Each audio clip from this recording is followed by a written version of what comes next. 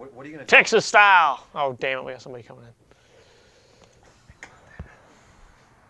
Oh, crap. Did I get caught on the...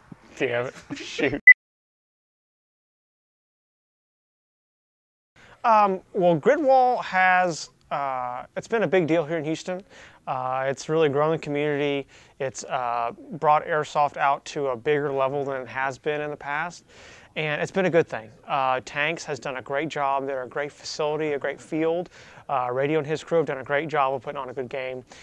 So we're not knocking that at all. We thank them for everything they've done. But it's gotten to the point for them where it's been a lot of work for them to maintain their paintball and what they are doing with that, and put on these airsoft games. It's a lot of work. It's a lot of time to plan an airsoft game, and so they've just kind of taken a role of being the facility in the field, taking care of safety, chronograph, and things like that. And then we're taking over as far as creative control, as far as planning scenarios, planning the objectives, the storyline, things like that. So that's really what's happened. It's not that Tanks has been kicked off or anything like that. It's a mutual agreement to change the way things have been going, and it's for the better for Tanks, it's better for us, and it's better for you guys as the players. It's going to make it a lot more fun experience. Now, as far as what's going to be changing. Because of some experiences we've gotten with some national events like American Milsim, Line Claws, we've really seen how they play Airsoft, how they run these bigger games, how they keep it organized, and we want to adopt more of those things in our Gridwall to make it a more Milsim-like experience. To go to a Milsim game, you have to be over 18. It's pretty expensive. You got to get out there, you got to have lodging, and then the tickets are a little bit pricey as well. And rightly so, because they do a lot to put it on. They have staff they pay, and you have to pay to get on to Cool AO. So what we want to do is make it to where if you want to go to a Milsim game and you want that experience, you don't have to drive 8 hours and pay $300 and find a hotel and eat nothing for for the whole weekend because you're broke to play Milsim. We want that to be something you can get here locally, and it's just also we feel that the community has grown here, that they've grown in experience, and that people are looking for more than just your skirmish shootout kind of deal. So that's why we've enacted the new rule set, and we've revamped the storyline, and we're going to be revamping the objectives and stuff like that as well, just to make it more complex and more realistic too. So that's why there's a sudden change of rules and all that. It's taken what we've already been doing and then grafting in ideas that other people use in their games that make their games so fun. That's probably the biggest thing is semi-auto only. The point of that is, one, from a realism standpoint, in real combat, your rifleman isn't full auto mag dumping constantly. You don't have 120 bullets in your magazine, and not every soldier even carries 120 bullets on them loaded in magazines. So ammo is heavy, ammo is expensive, and your average firefight doesn't really last that long sometimes. So it's just not realistic to everyone's dumping full auto all the time. But the primary reason is because from a gameplay perspective, it really bogs down gameplay when you've got 250 people drawing battle lines. You get into a stalemate and everyone's just pelting each other with full auto. You can't move, you can't maneuver, you can't do anything because it's just walls of people shooting full auto at each other. Another big issue is a big complaint we've been hearing is bonus BBs. I'm hit, you keep shooting me, or he shot me like 300 times and before he stopped. The problem is, one, when you're the shooter and you're engaging somebody and you see them, I see a lot of people out there and they'll do a full-on mag dump. They'll shoot a whole mid-cap. They will hold that trigger down for 15 seconds, 20 seconds, and just rail into somebody. And that person got hit the first couple rounds, but you can't hear him yelling hit because you're too busy shooting your gun on full auto and all you hear is your gun going off. So that's a big problem. I've been the victim of it plenty of times. Nobody likes that. It's just unnecessary. It only takes one BB to get somebody out. You don't need to shoot 120 BBs at somebody, for them to be out. They're out the first time they get hit.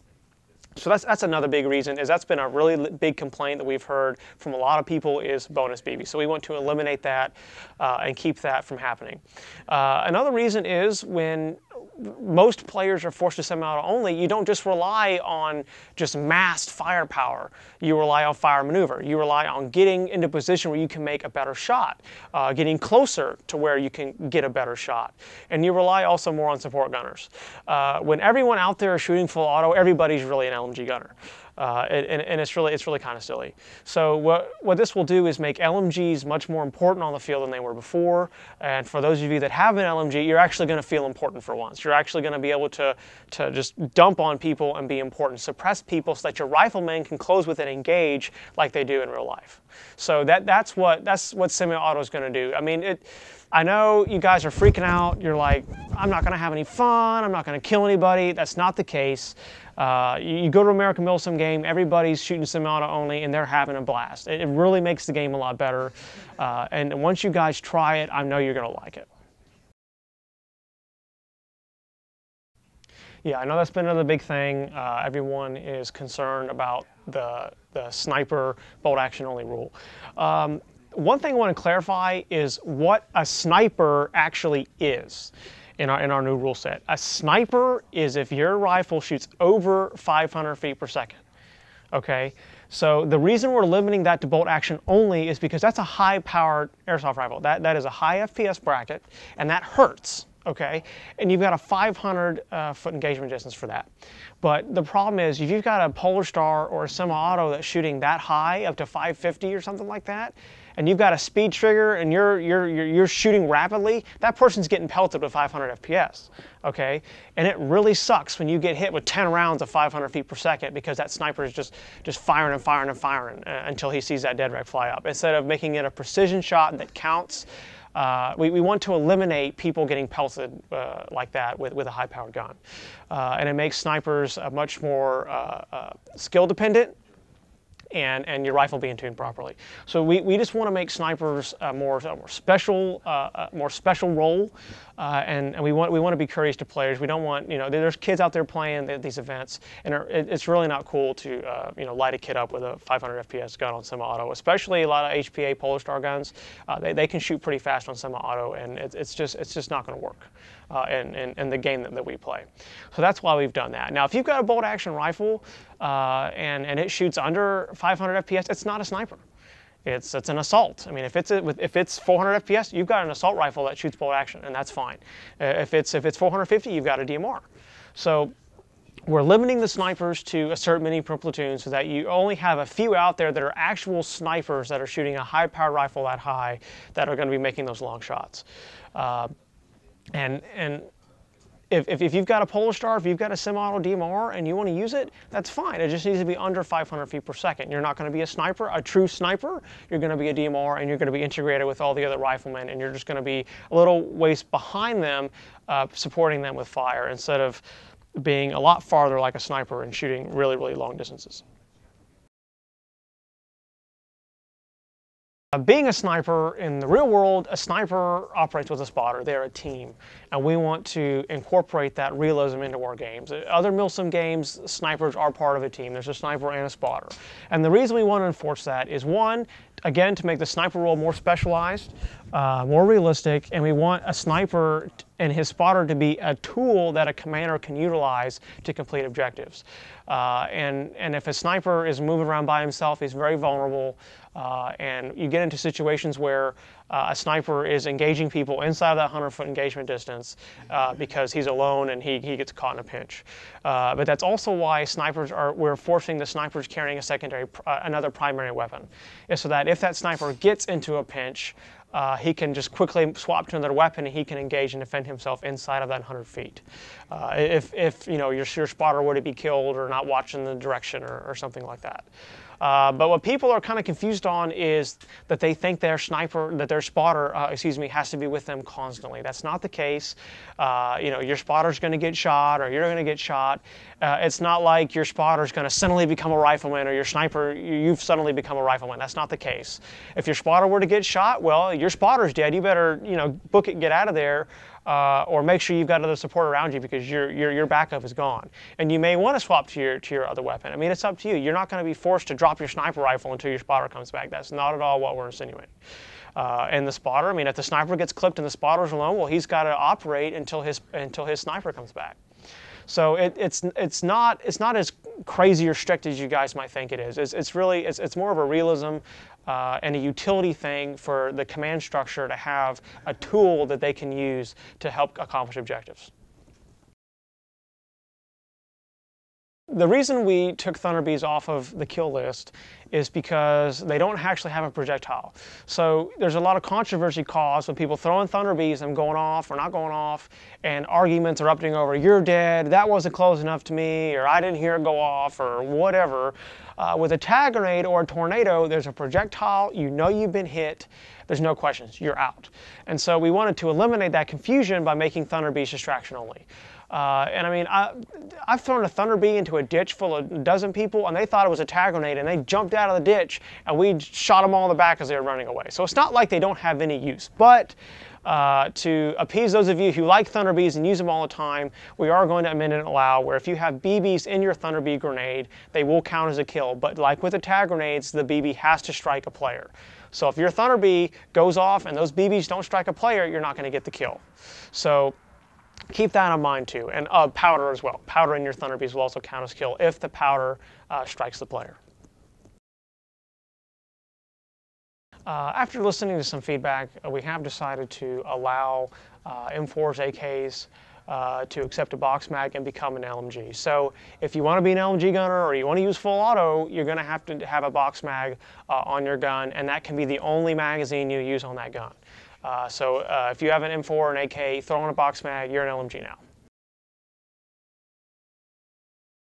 The surrender rule's been really touchy because people abuse it, people ignore it. What we're going to do is enforce a slightly different surrender rule where a player is forced to accept a surrender. So we're limiting to where you can only surrender one person at a time, and they have to be either unaware of your presence or they have to be reloading. Example, they cannot be able to fire at you. If they are able to shoot at you, you cannot surrender them. So you can't just run up on somebody and yell surrender and they automatically have to stop shooting. It's not the case. Unaware of your presence, or they are reloading and unable to fire a weapon. That is the only time you can call a surrender on a player. Secondly, you can only call it on a lone player. If there's two guys, you cannot call surrender on them. You can only call surrender on a lone player. So if you're sneaking through the woods and there's a group of couple guys, let them go. You cannot just bushwhack them and say, you're all dead. It's not going to work anymore. Has to be a lone player. And the reason we're forcing people to accept a surrender is we're getting issues where there's those nice guys who are like, you know what, I'm not going to blast this 12-year-old from 5 feet away. I'll do a surrender. And the 12-year-old kid goes, well, I don't care. I'm going to shoot you anyway. And you know, you get mag dumped at 5 feet away. So we're going to force players to accept a surrender so that that kind of incident doesn't happen. If someone surrenders you, you're dead. Just deal with it. As far as the medic rules, every player who wants to be medicked is going to have to carry at least one bandage on their person in a separate medic pouch. I mean, you can use a mag pouch, it doesn't have to be a fancy IFAK, but you need to have a pouch that has bandages in it, like the ACE bandages or white cloth or whatever. You can have up to 2 bandages, and the medic has to pull your bandage out of your pouch and use it to wrap it around your limb to heal you. Once you've gone through your 2 bandages, the 3rd hit is dead and you're gone. Walk back to respawn. And there is a bleed out. Once you've been hit, you have 5 minutes to bleed out. Medic can come to you in those 5 minutes, but after 5 minutes, you've died. You've got to go back. And once you go back to respawn, there's a 5-minute wait time before you can go back in the game. Well, the weapon classes are just to kind of solidify what the roles are on the battlefield and where your gun falls in. So we have the assault class, which is the new one that we created, and that's 350 FPS and under. This weapon class is a lot like the rifleman, except that they have no minimum engagement distance. So you can run in a building and gun everybody down. You can get in close with your CQB legal weapon and shoot somebody without having to worry about swapping to a pistol or doing a surrender. So that's really what that class, that's for submachine guns, a lightweight build, builds, high-speed builds, where you're rushing enemy positions, throwing grenades, getting in close, and taking out people. That's what the assault is really for, is an aggressive role. The rifleman is just your run-of-the-mill player, your basic grunt. He's got over 350 FPS and under 400 FPS rifle. You are allowed to use high caps. And your basic role is just, your regular grunt, cover fire, fire maneuver, supporting your machine gunners, and backing up your assault guys as well. And then we have the LMG, which is your support gunners. They have, of course, the light machine guns or the ARs with the box mag, and they can fire full auto. They can carry up to 2 box mags on them, and their job is to suppress the enemy, keep their heads down, while the riflemen and the assault guys move in for the kills. And then we have DMR class. These are your designated marksmen. You guys have the rifles that are between 400 and 450 feet per second. And you guys can have a semi-auto rifle, so this is where your Polar Stars and your semi-auto AEGs come in. And you guys are just, again, your cover fire, precision fire, so you're like a beefed up rifleman. So you guys are moving with the regular combat teams, and you're taking out those guys that the riflemen can't quite hit or the LMG gunners can't quite hit. So that's what your role is. DMRs are not required to carry another primary weapon because your minimum engagement distance is only 40 feet. You don't have to be that far away, so we're not really worried about you barrel stuffing people. But inside of 40 feet, you do have to go to a pistol or another weapon. Then the sniper class is the last class, and that is, again, 500 FPS and over, and it's a bolt action only, and you will have to carry another primary weapon, whether it's an AEG, you can carry like an MP7 gas blowback, MAC 11, something like that. You have to have another weapon to defend yourself with besides your sniper rifle and a pistol. And the sniper will require a spotter, and a spotter can be a DMR, a spotter could be an LMG gunner if you want to go crazy, or an assault or a rifle, but it cannot be another sniper. Some of you guys have come to me with questions about riot shields, how you guys are going to handle that. What we're going to do is have limits on the measurements and what you can do carrying a shield. Riot shields are not going to be allowed to be any wider than 2 feet wide. Height does not really matter, but the shield cannot have a roof or sides. The reason for that is because people have brought riot shields to our games and use them as like a mobile bunker. We don't want that. It's not tactical. It's not realistic. It's stupid. It's silly. So the riot shields are going to be a very limited weapon to use. So it has to be 2 feet wide, no roof, no sides. It cannot have any holes in it to fire out of, and you cannot fire. And if you do have one with a hole in it, you cannot shoot through it. If you've already made one, you cannot shoot through your shield. It is only a shield and nothing more. The person carrying the shield is not allowed to carry any of the weapons, including grenades. He cannot fire anybody else's weapon, meaning you can't hand off a gun to a riot shield guy and him fire it outside of his shield. He has to do nothing but carry that shield. He cannot fire any weapons. Someone using the shield as cover may not fire their weapon from behind the shield. If they want to shoot, they have to have the shield and they have to go around it and fire their weapon and expose themselves more than just their gun to fire from a shield. No peeking around and doing this. That's blind firing. It's not allowed. Now, what you will be allowed to do is to chuck grenades and fire launchable grenades from behind a shield. That will be legal. Sorry about your shield, dude. You bring it over here, we'll cut it to size for you in a minute, and we'll make it work. I just want to take a couple of minutes to explain to you guys the storyline and the factions for Gridwall from now on. We've kind of set up a fictional universe. We don't want to take it too seriously. It's really just to make it to where it's not always the United States versus some random enemy or country, to make it more about the uniform color and just have a little fun with it. So we have two teams. There's the tan and the green side. The tan side is the Western Democratic Alliance, or the WDA, and they represent the Americas, Western Europe, kind of like a NATO feel. And they have their own ideology. They believe that the entire world needs to be one country.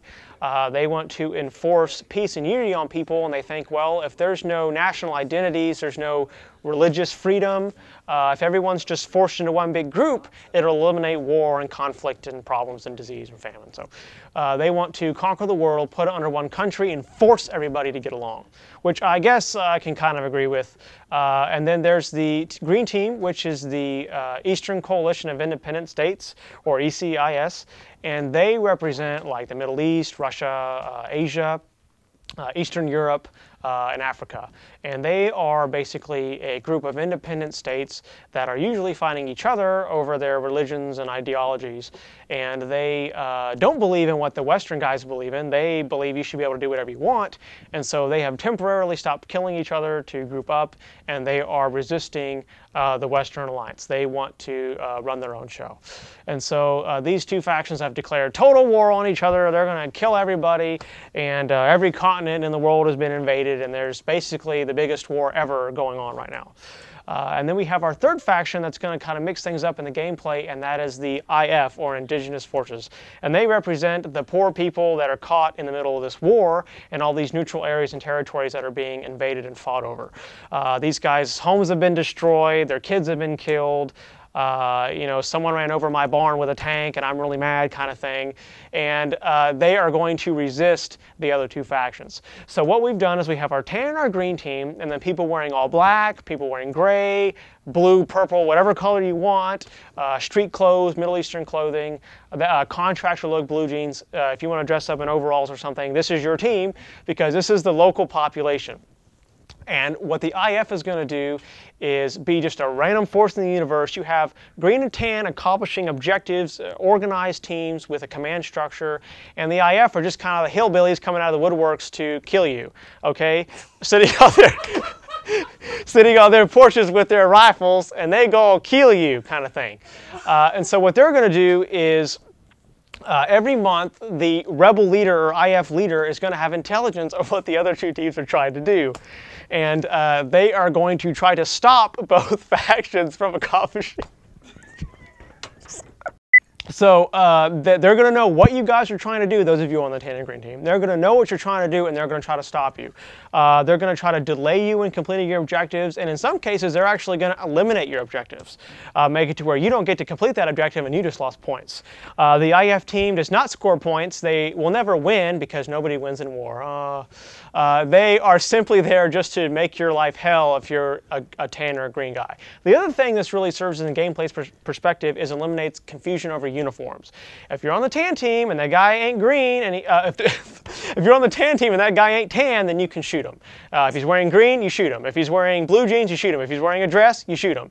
If he's not wearing your color, he's fair game. And so that's really how this is going to help. The walk-ins who don't have a uniform, people who don't want to wear a uniform, people who want to dress up like a farmer, they can show up and have a team to play on. It's going to be a more laid-back experience. You won't have all the command structure and the organization. Now, the weapon classes and all the rules still apply to these guys. They still fire semi-auto only. They can't go out there with a 500 FPS, 30 BB a second death machine and tear you up. They have to follow the rules. But it's for people who don't want to go through all the organization and the structure that the other teams have to offer. They just want to go there and have fun. Play on the IF. You don't have to accomplish an objective. You can just do whatever you want. But if you want to make it hell for the other teams and you want to have some fun, well, just go to IF and tear it up and have a lot of fun. It's going to be great. So that's it for today, guys. Thanks so much for your feedback. We really want this game to be fun for you. It's not like we're trying to take the reins and be these maniacal gods that are ruining your Gridwall experience. We want to make it fun, and we really feel that these rules are going to change the game. It's going to be awesome. So we'll see you next Gridwall.